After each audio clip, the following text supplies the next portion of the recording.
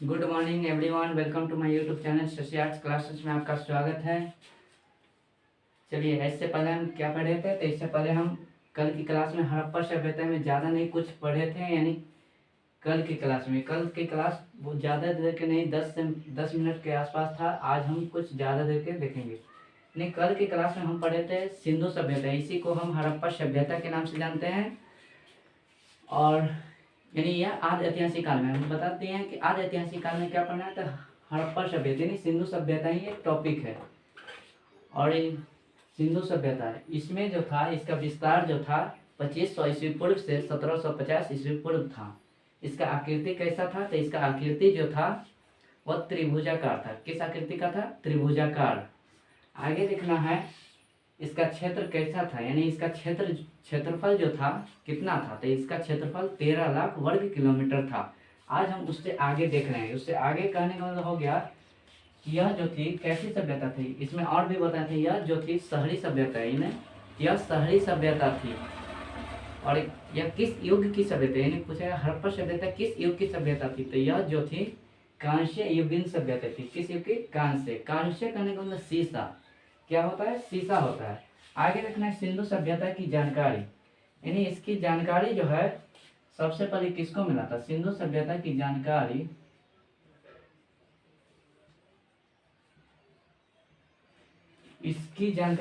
सिंधु सभ्यता की जानकारी जो मिला था चार्ल्स मैसन को मिला था। किसको? चार्ल्स मैसन।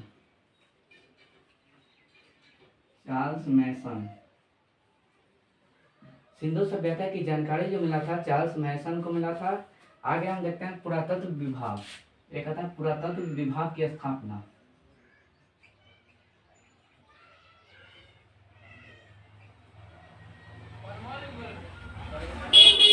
पुरातत्व विभाग की स्थापना किसने किया था? तो पुरातत्व विभाग की स्थापना जो किए थे वो लॉर्ड क्या थे? लॉर्ड कर्जन थे। पुरातत्व विभाग की स्थापना कौन करते हैं? Lord Curzon. अब हम हड़प्पा सभ्यता के बारे में थोड़ा डिटेल में जानते हैं। यहाँ पर लिख देते हैं हड़प्पा सभ्यता।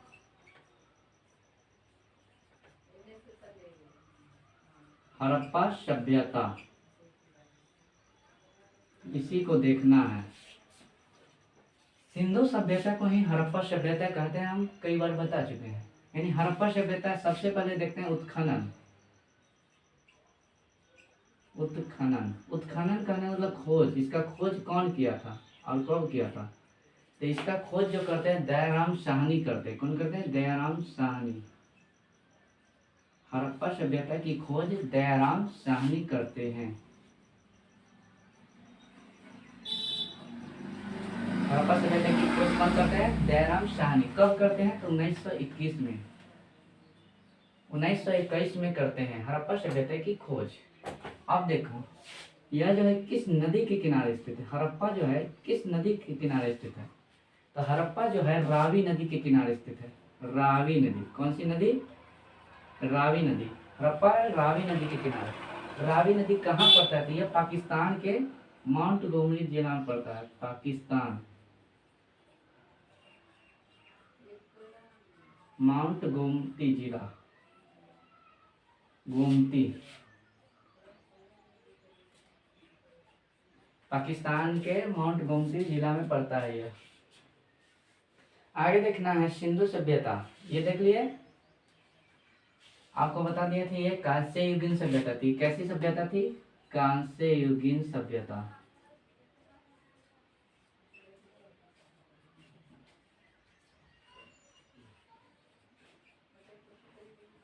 यह कांस्य युगीन सभ्यता थी। आपको हम कुछ ट्रिक्स के माध्यम से समझाना चाहते हैं। इधर हम कर देते हैं पूर्व, इधर पश्चिम, इधर दक्षिण, इधर उत्तर। ये बता दिए। आपके देखना है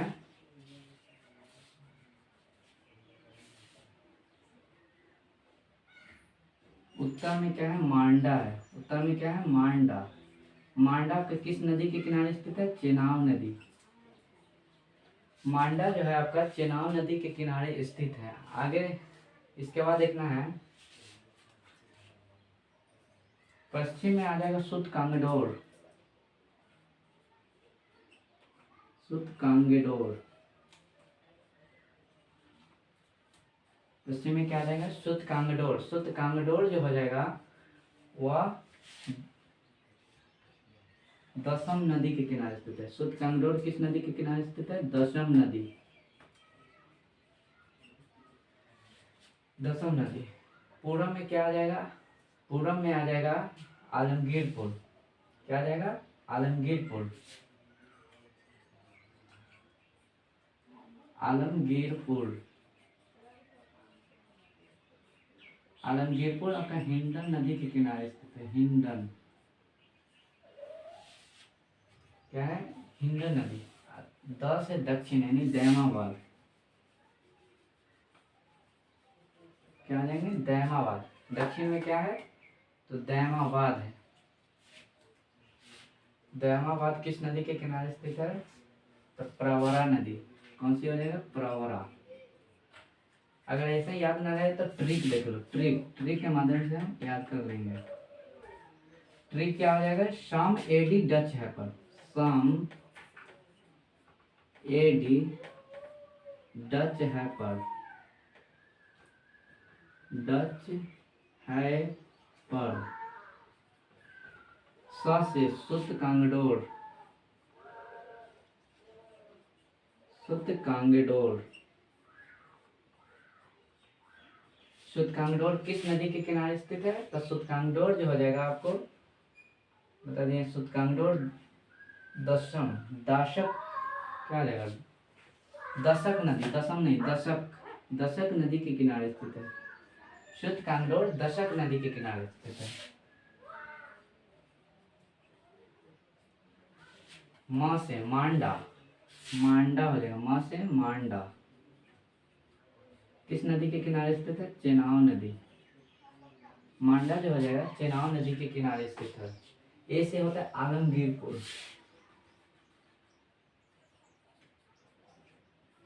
आलमगीरपुर। आलमगीरपुर जो हो जाएगा किस नदी के किनारे स्थित है, हिंडन नदी है, तो हिंडन, हिंडन नदी के किनारे स्थित है आलमगीरपुर। डी से दैमाबाद। दैमाबाद किस नदी के किनारे स्थित है, दैमाबाद नहीं, दैमाबाद। दैमाबाद ये प्रवरा नदी के किनारे स्थित है। जिसको ट्रिक से याद होता है वो ट्रिक अपनाएंगे, और जिसको ऐसे याद होता है वो ऐसे याद करेंगे। तो एग्जाम फिर से देख रहे हैं, क्या देखना है, सिंधु सभ्यता। सिंधु सभ्यता की जानकारी कौन दिया था, तो चार्ल्स मैसन ने दिया था। पुरातत्व विभाग की स्थापना किसने किया था, लॉर्ड कर्जन ने किया था। इसके बाद हड़प्पा सभ्यता, इन हड़प्पा सभ्यता के बारे में देखें। हड़प्पा सभ्यता की खोज कौन करते हैं, दयाराम साहनी करते हैं। 1921। हड़प्पा किस नदी के किनारे स्थित है, तो यह रावी नदी के किनारे स्थित है। रावी नदी कहाँ पड़ता है, तो पाकिस्तान के माउंट गोमरी जिला में पड़ता है। और यह कांस्य युगीन सभ्यता है। अब इसके बाद हम देखेंगे हड़प्पा से हमें क्या क्या साक्ष्य मिला, यानी क्या क्या वस्तु मिली उसके बारे में।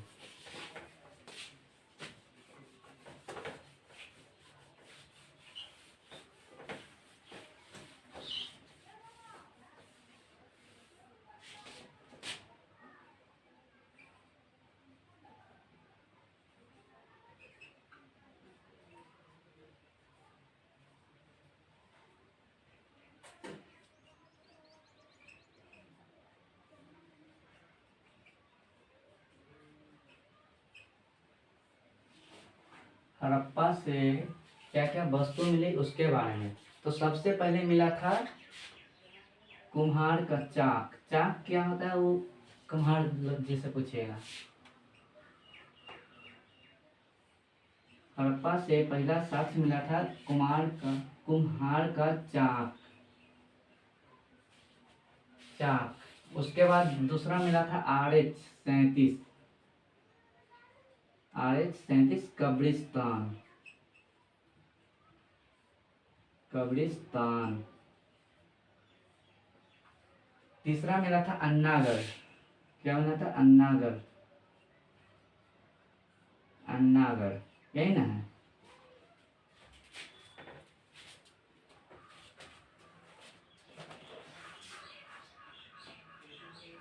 उसके बाद मिला था लकड़ी का ताबूत। क्या मिला था? लकड़ी का ताबूत। ये सब चीज हमें हड़प्पा से मिला था। और कुछ मिला था, हाँ एक और मिला था, वो एक सींग वाला जानवर।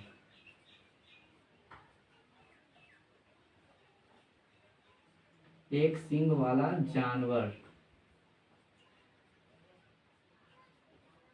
इतना चीज हमें हड़प्पा से मिला था, यानी इतना चीज हमें हड़प्पा से मिला था।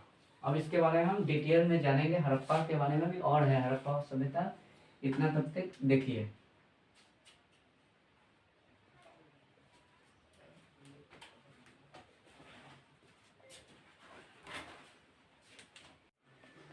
चलिए आगे देखते हैं हम सिंधु सभ्यता की विशेषता। इसकी विशेषता यानी आपको इंटर के लेवल के, यानी यह जो है इंटर के बच्चे खासकर इसको ध्यान से देखना। आपको क्वेश्चन दे देगा सिंधु सभ्यता की मुख्य 2 विशेषता लिखे, तो क्या लिखेगा? इसी में से ये लिखना है, यानी कोई 2 विशेषता है, 2 को पॉइंट उतार देना। अब लॉन्ग क्वेश्चन किसी को नहीं याद होता है तो उसके लिए ट्रिक है, आप पॉइंट बनाकर याद करिए, जल्दी याद हो जाएगा। तो सिंधु सभ्यता की विशेषता यानी इसकी विशेषता है, इसके बारे में आप जितना कुछ जानते हैं उतना कुछ लिखना है। तो हम सबसे पहले देखते हैं इसकी विशेषता में पहला पॉइंट क्या है, यह नगरीय सभ्यता। यानी सिंधु सभ्यता कैसी सभ्यता थी? तो नगरीय सभ्यता थी। यहाँ की सड़कें एक दूसरे को क्या करती थी, यानी समकोण पर काटती थी, तथा यह पूरब से पश्चिम दिशा में बहती थी। ये किस दिशा में बहती थी? तो पूरब से पश्चिम दिशा में बहती थी। जल विकास, यानी इसको हम नगर नियोजन भी कहते हैं। जल विकास को हम क्या कहते हैं? नगर नियोजन। नगर नियोजन यानी यह जो था जल विकास, इसकी सबसे बड़ी विशेषता थी। यानी हड़प्पा सभ्यता की सबसे बड़ी विशेषता क्या थी? तो जल विकास थी। इसकी नालियां ढकी हुई थी। नालियां कहने का मतलब रोड के किनारे में नाली बनाया रहता है, ऊपर से ढका रहता है, उसी को हम कहते हैं। यानी इसकी नालियां जो है ढकी हुई थी, तथा यह इसकी सड़क जो है, तथा इसकी सड़कें सीधी थी। यानी सड़कें जो होता था हड़प्पा सभ्यता में, सड़कें जो होता था सीधा होता था। इसके बाद आता है अर्थव्यवस्था। यानी अर्थव्यवस्था का मुख्य आधार क्या था? तो कृषि था। अर्थव्यवस्था का मुख्य आधार कृषि था। यह जो था इसका व्यापार विदेशों में होता था। अर्थव्यवस्था सॉरी, हड़प्पा सभ्यता का व्यापार जो होता था कहाँ पर होता था अधिकतर? तो ज्यादातर यह विदेशों में किया जाता था। और इनकी भाषा क्या थी? तो भाव चित्रात्मक। हड़प्पा सभ्यता की भाषा भाव चित्रात्मक थी। हड़प्पा सभ्यता कैसी, यानी उस समय समाज कैसा होता था? यानी उस समय प्रधान कौन होता था? मातृशतात्मक होता था। यानी उस समय लोग माता के नाम से जाना जाते थे। अभी किस नाम से जाना जाता है? यानी अभी पिता के नाम से जानते हैं। कोई भी पूछता है पिता के नाम, बाप के नाम क्या है, और पहले माई के नाम। चलो आगे देखते हैं, यानी इसकी लिपि के बारे में। यानी हड़प्पा सभ्यता की लिपि, यानी इस समय लिपि किस तरफ से लिखा जाता है? यानी दाएं से बाएं लिखा जाता है। हड़प्पा सभ्यता की लिपि जो था दाएं से बाएं लिखा जाता था। हड़प्पा सभ्यता की मोहरे, यानी इसकी मोहरे किस की बनी होती थी? तो हड़प्पा सभ्यता की मोहरे सेलखड़ी की बनी होती थी। इतना में किसी को दिक्कत? अब आगे, सिंधु सभ्यता के लोग जो थे लोहे से परिचित नहीं थे। एक क्वेश्चन आपके लिए, आप कमेंट में जवाब दीजिएगा कि लोहे की खोज जो हुआ था किस काल में हुआ था? लोहे की खोज किस काल में हुआ था? यानी यह जो थे सिंधु सभ्यता के लोग लोहे से परिचित नहीं थे, बल्कि अन्य धातु से परिचित थे, जैसे सोना, चांदी, तांबा, टीन। ये 4 गो धातु थे, इससे परिचित थे। अब देखते हैं सिंधु सभ्यता जो थे कपास उत्पादन में आगे थे। कपास उत्पादन में सबसे आगे थे। यह जो थे सिंधु सभ्यता, इनका जो काम था वो कृषि तथा पशुपालन करते थे, लेकिन मुख्य व्यवसाय पूछेगा तो व्यापार हो जाएगा। क्वेश्चन आएगा कि सिंधु सभ्यता के लोगों का मुख्य व्यवसाय क्या था? तो आंसर हो जाएगा व्यापार। ये काम करते थे ठीक कृषि तथा पशुपालन, लेकिन इनका मुख्य व्यवसाय व्यापार करना था।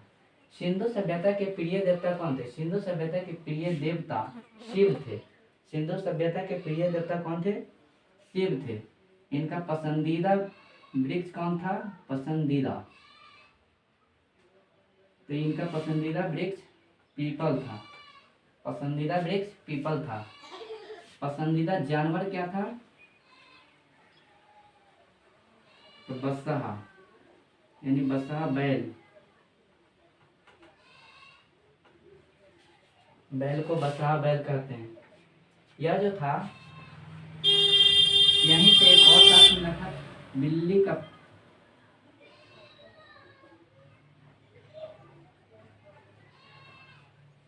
का पीछा करता हुआ अस्थिर पंजर।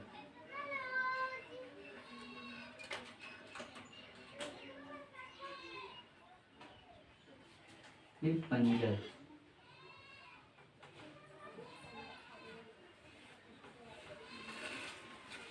लो, यह हो गया।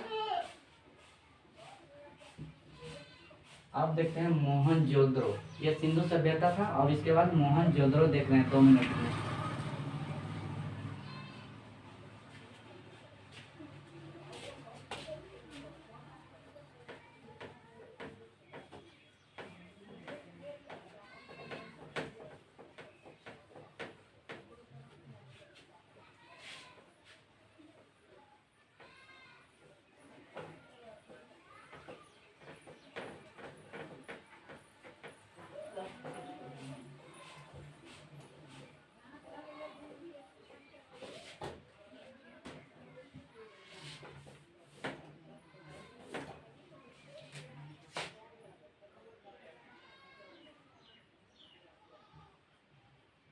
मोहनजोदड़ो,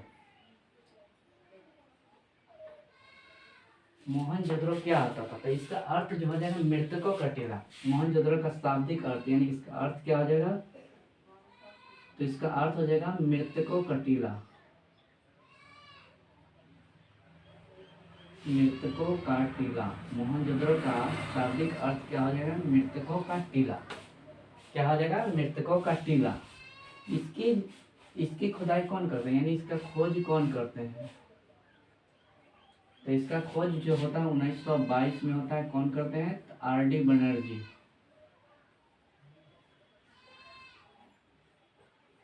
आर.डी. बनर्जी, आर.डी. बनर्जी का पूरा नाम राखल दास बनर्जी हो जाएगा। क्या हो जाएगा? राखल दास बनर्जी। यह जो था मोहनजोदड़ो कहाँ स्थित है, किस नदी के किनारे? तो यह जो हो जाएगा सिंधु नदी के किनारे स्थित है। सिंधु नदी, सिंधु नदी के किनारे स्थित। सिंधु नदी कहाँ पड़ता है? तो यह पाकिस्तान में पड़ता है।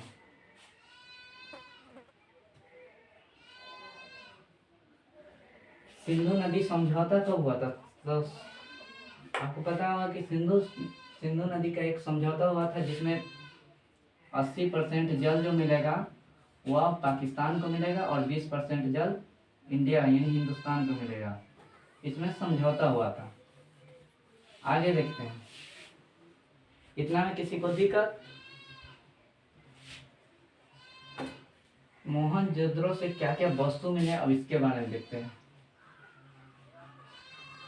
क्या क्या वस्तु मिले हैं इसके बारे में। मोहनजोदड़ो से मिला था सूती वस्त्र। क्या मिला था? सूती वस्त्र।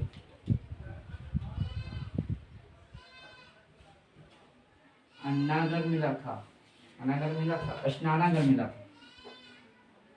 स्नानागढ़ और अन्नागढ़ ये मोहनजोदड़ो से मिला था। उसके बाद हो जाए कांसे की नर्तकी। हमें कहाँ से मिला था? मोहनजोदड़ो से। कांसे की नर्तकी,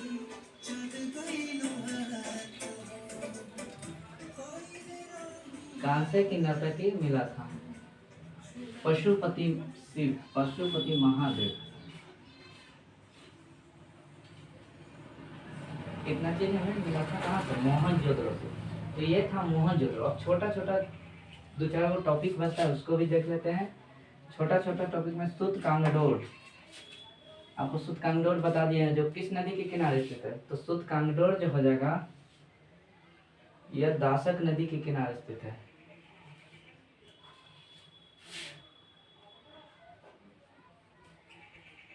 सूतकांगडोर ये दासक नदी के किनारे स्थित है। सूतकांगडोर दासक नदी के किनारे स्थित है। इसका खोज, इसका जो खोज करते हैं वह करते हैं आर्नस्टाइन, आर्नस्टाइन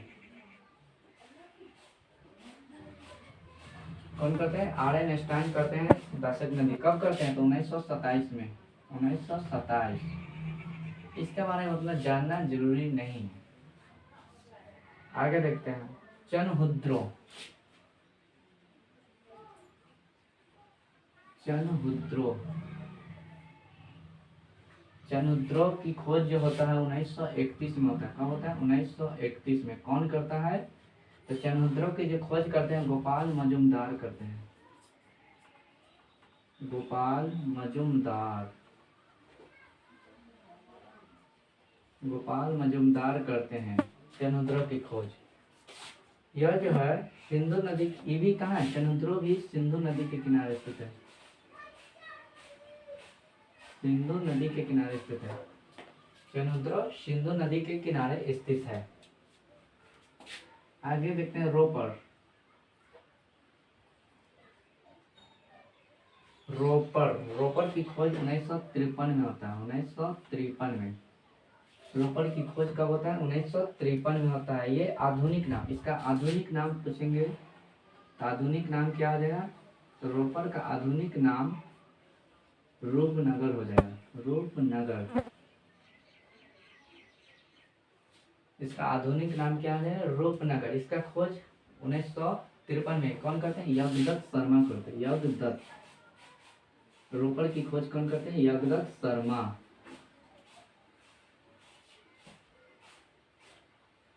यह रोपर सतलज नदी के किनारे स्थित है, सतलज। रोपर किस नदी के किनारे स्थित है? सतलज नदी के किनारे। और एक और आता है लोथल, बहुत इंपॉर्टेंट है लोथल।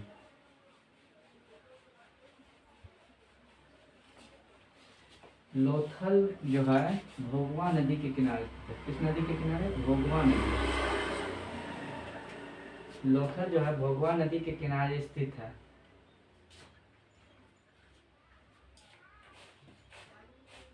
लगभग इतना खत्म हो गया है। लास्ट में एक क्वेश्चन होमवर्क।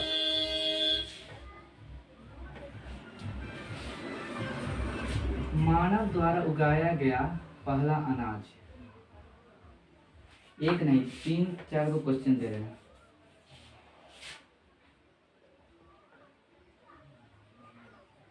मानव द्वारा उगाया गया पहला अनाज क्या था? गया पहला अनाज।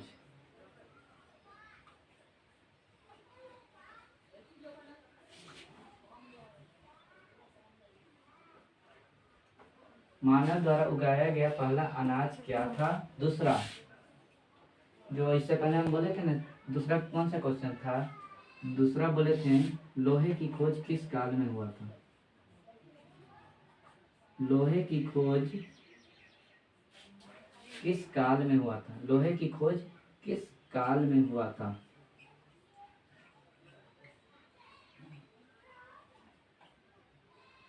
लोहे की खोज किस काल में हुआ था? उसके बाद ये 2 क्वेश्चन आप जवाब जो है कमेंट में दीजिएगा। कल पूछा जाएगा। लगभग हड़प्पा सभ्यता में अधिकतर हो ही गया, थोड़ा बहुत बच रहा है, उसको हम कल देख लेंगे। और कल न्यू चैप्टर में चलेंगे ऐतिहासिक काल, जिसमें प्राचीन काल, मध्यकाल, ये सब के बारे में जानकारी देना, वेद, ये सब के बारे में कल जानेंगे। आज के लिए इतना ही।